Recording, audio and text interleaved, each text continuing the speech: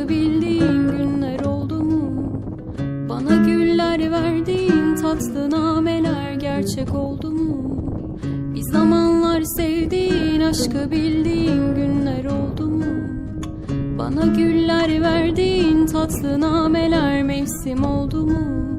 Hiç yüzünden darılmak, her güzel şeye alınmak, bitik ve mutsuz anılmak. Alın yazımsa sildim çoktan, peşimden gelirsen, aşk için direnirsen, nerede yanlış bilirsen, çözmeyi düşünürsen, belki bir gün bulursun, ama sen onu da unutursun. Boş ver, boş ver.